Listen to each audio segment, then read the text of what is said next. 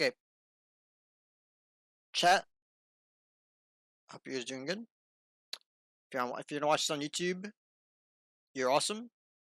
But yeah, so the video we're gonna watch making chocolate is a lot more disgusting than you think. I have honestly don't think I've ever seen how chocolate is made, so it's be interesting. It's gonna be a pretty cool video to watch. I hope you guys enjoy. If you're on YouTube though, like, comment, subscribe, turn notifications on. Let me know what you think. Was it gross? Was it cool? Interesting? Yay or nay? I don't know. I guess we're gonna find out.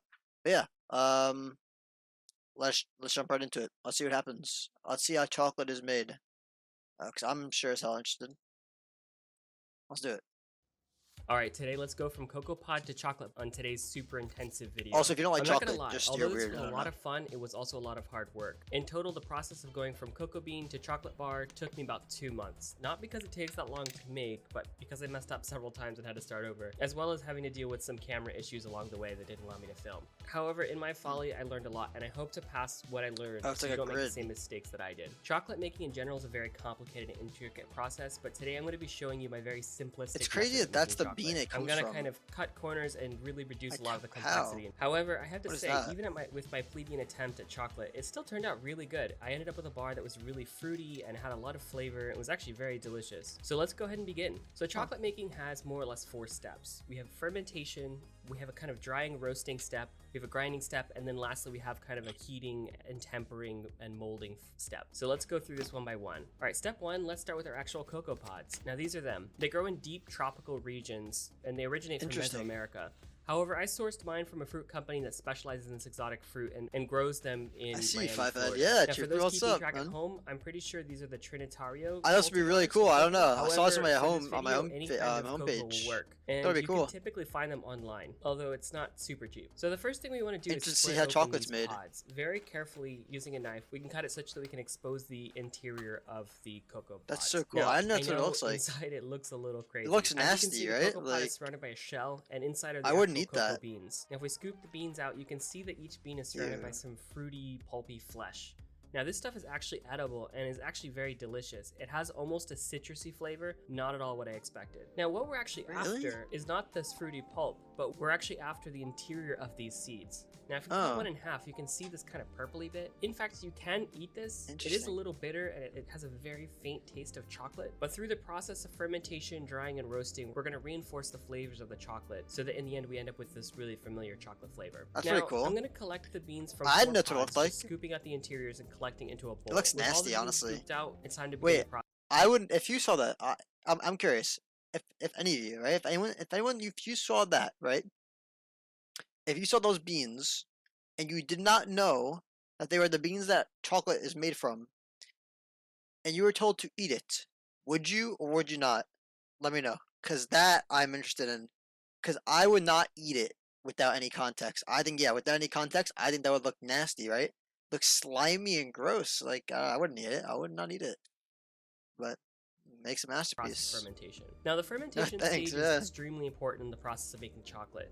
This is the stage where a majority of the chocolate flavors and fruitiness are actually developed. Now, I have to admit, the process of fermentation of these beans is pretty nuanced and complicated. Expert chocolatiers have written a lot of stuff about how different stages of fermentation are really important in regards of how much oxygen exposure there is and development of acetic acid and alcohol, which all play a role in how the chocolate ends up being flavored in the end. Now, despite this channel's name, all of this is beyond my pay grade, so I took a simplistic route from fermentation, and honestly, the chocolate I ended up with was pretty good. So let's just follow my caveman attempt. So from our bowl of collected fruit, we can go ahead and place them into a very well cleaned container, preferably something like this where you can easily monitor what's going on inside. I had a little glass weight for fermentation, so I use this to weigh down the beans, although I'm not really entirely sure if this was necessary. Now, the name of the game is we're going to let this ferment for about a week, but after about 24 hours, depending on how warm it is outside, you should start to see the effects of fermentation.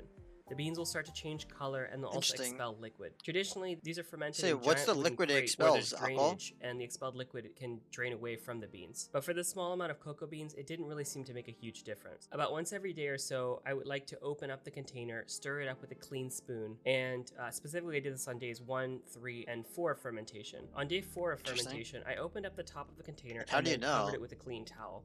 And we're It's gonna amazing let people over open time for 2 or experiment 3 more and days, develop these stirring every things. day until it looks like Largely this. probably Allowing by the fermented accident, beans but to they be figured it exposed out, to you the know? air really helps kind of bring it to that final step. So after the full 7 days, we're Got actually a ready lot to move on darker. to the next step. Now, not only does this stuff Well, look more like funky, the it bean also is smells now. pretty funky The and a bean little bit is more alcoholic. visible Don't to worry the though, other that's stuff. totally normal. However, I do to say under the alcoholic funkiness, it will have Say, an yeah, ever so because slightly fermentation produces chocolatey alcohol. smell. It almost smells like a Interesting. chocolate liquor or something like that. Alright, so now the next step is to dry these beans out completely. Traditionally this is done in the sun, but the weather outside where I filmed this is cold and rainy, so that really wasn't an option for me. So I placed my beans into this combo dehydrator oven thing that I have and let it dehydrate for 24 hours. After the 24 hours, we can pull them out. And if you peel the shell off the beans, you'll see that there's actually a cocoa bean inside. And this is actually our chocolate. Cool. Now we aren't fully there yet because we'll still need to roast it, but you can start to see that the color yeah. If you smell it, it will still smell a little bit funky, but it will really start to kind of have that chocolatey smell. It's at this that point, dark we're actually chocolate ready color, though. to roast the beans. And there's a bunch of different methods for roasting, but again, we're just gonna go through the simplistic route. Now for this step, we're gonna do a 2-stage roast. Now the first thing we're gonna do is we're gonna roast the beans in an oven at about 325 degrees Fahrenheit or 160 degrees Celsius for about 5 minutes. This is gonna just kind of start the roast for the beans. After the 5 minutes, turn the temperature down to 275 Fahrenheit or 135 degrees Celsius for about 20 I wonder if this guy just like minutes. And I Google was really searched this shit or like surprised how much in this figured it out on relatively his short own. roasting time really changed the beans. Probably This roast on his really own. made my whole Like, house searched it smell up. wonderfully warm and chocolatey. And this is the stage where it goes from kind of being funky to full on Chocolate. chocolatey. So once That's we're done cool. roasting, we can pull it out of the oven and let it cool completely. I let them sit I actually wonder if for you about could eat 2 them hours raw on like the that. cutting board, Probably and could. just to really make Right, sure like any they're roasted completely nut. cooled down. Now once they are cool, we can go ahead and peel the shells off, exposing the cocoa nibs inside.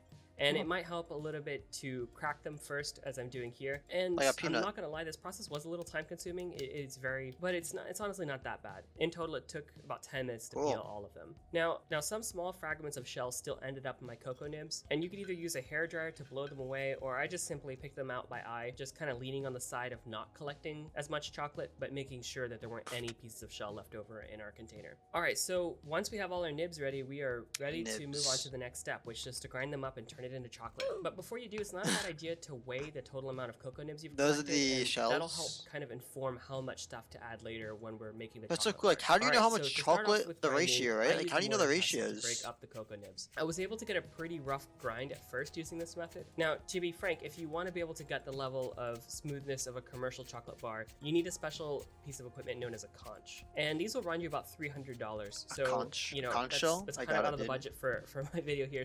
So instead, I experimented with grinding these cocoa nibs with stuff I already have. This was an experiment, so feel free to mix That and looks match so how cool, I man. did this. It's like dirt. to It's whatever literally just works best chocolate for you. dirt. Now I poured the crushed cocoa nibs into a blender and let this go. And I also took this opportunity to add a little sugar. This will help balance the bitterness of the chocolate, and how much you add is completely up to you. I'm more of a fan of the darker side of chocolate, so I only added about 20 grams of sugar to the chocolate, which gave me about an 85% dark chocolate. But Or if you all those wanna add sugars on the more, bottom, or man. also add milk There powder you to go. cut the Okay. bitterness down, feel free to do that. So See, I using the think blender milk- did adding produce a milk will much make it finer milk grind. chocolate, right? However, it was constantly getting stuck in the corners and getting kind of really annoying to deal with. So I decided I got it somewhat fine. I would try to finish it in the mortar and pestle again. Back in the mortar and pestle, I'm more of a after chocolate about guy. 10 Me minutes too. of vigorous work, Me too. I I'm ended not a up big with chocolate. I'm as not a big fine dark as I chocolate was guy able to because get it's it, a little which, too. to be frank, wasn't It's a little too too fine. rich, Now, a I little too also bitter know it for looks me. like there's some big chunks here. Those Milk actually just chocolate's a little clumps more of fine powder dumbed that down, concocted like, in the mortar and pestle. simplified. All right, so the cocoa has Creamier. some natural oil in each of the Like most of your beans. chocolate This is the bars stuff you that get is known as are cocoa milk butter. chocolate, Now, like depending on Snickers, how well we were able to grind Twix, this down, Milky the cocoa Ways, butter like will that. actually express So I itself like into those. the powder and will I kind of don't form like a chocolate on chocolatey its own liquid. really, However, but when as you it's can mixed see, with other this things, isn't I love very it. oily, and it's actually very dry. So we'll need to bolster this cocoa Like with some Hershey cocoa bars butter. are my So to my favorite. 120 I'm not a big grams fan of of Hershey cocoa nibs, bars. I added They're okay, initially but not about 20 great. grams of cocoa butter, but I actually added about 10 more grams later, so for a total of 30 grams of cocoa butter. The cocoa butter will give us that chocolate bar texture. I have cocoa butter but first upstairs, we just need for to my melt hands. it. So I pop this into the microwave for about 2 minutes. Just and good. you really want to keep a close eye on this, and just, it might be I different use for it your in a while, microwave. You really want this just to melt. You don't want it to overheat. Once it's melted, it Okay. should look like this, and just go ahead and add it into the chocolate and stir it up. Now we're in the stage of melting, tempering, and molding the chocolate. Place the cocoa over a pot of boiling water to make a double boiler. This will begin to melt everything together. But however, even after heating, Some my sciencey chocolate shit still right looked now. a little dry, so this is when I added that 10 more grams of cocoa butter I mentioned earlier. And this really seemed to do the trick. trick. We can see here now that we have a texture Wait, of something how? that almost looks like wet brownie. Wait, how did it go from that to that? My chocolate still looked a little dry, so this is when I added that 10 more grams of cocoa butter. Oh, okay. And this really seemed to do the trick. Wait, so the cocoa butter makes it like that? Oh my god. That almost looks like wet brownie mix, and that's actually what we're Yeah, but say it looks like brownie mix. While heating the chocolate, we really want to keep an eye on the temperature. Now that the chocolate is melted, we need to temper the chocolate. Now this is a process where we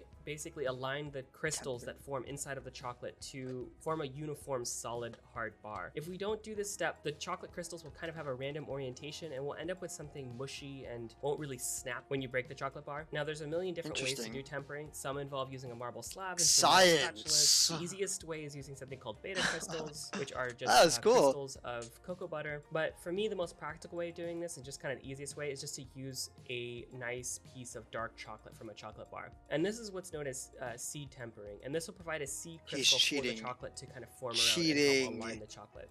So to do this, let the chocolate cool down. How does it actually work? Reaches about 91 degrees Fahrenheit or 31 degrees Celsius. Add a piece of dark chocolate from a nice chocolate bar into the melted cocoa and just stir it until it's fully melted. All right, now while it's still molten, go ahead and pour this into a mold. I'm using a silicone chocolate mold I got online, and it seemed to work pretty well. Carefully pour the chocolate in, and it doesn't hurt to give it the old tappa-tappa to coax out any air bubbles. Once the molds are filled, it's just a matter of letting this thing cool down completely. For me, I left this in the fridge overnight. Now the next morning, I returned for the moment of truth. I think it's beautiful. I couldn't have been any happier with these chocolate bars. Wait, it looks nice. Now, how did it taste? Looks nice. Well, as I said before, it was a little grainy, but that doesn't really bother me. The taste, however, was fantastic. It really had that nice, complicated, fruity, chocolatey flavor you get from a high-end chocolate bar. And I have to say, it was a really fun process. And even though I had some issues, it was extremely interesting and gratifying to be able to make my own chocolate bar all by myself. I really hope that you actually, you know, if you have the time and energy and want, that you actually try this process yourself. You know, if you get stuck anywhere or you have your own questions, I'm by no means an expert in the topic. I can share my experiences with you. Feel free to email me at my website. I'm sorry, man. I'm not making chocolate. I'll end the video there because I'm pretty sure she's gonna self promo. But that was pretty cool. It does seem like a lot of work. I won't be making chocolate anytime soon. That was pretty cool. I didn't know. I mean, like I knew of the bean. I knew of the bean, but I didn't know. Like that's how you do it. I know you ferment it. Like I did not think you'd ferment it. Because that's kind of weird. Because fermentation is a process to make alcohol. Why would you use that for a thing? It's weird, but I don't know. Whatever. Cool. Cool video. I enjoyed it.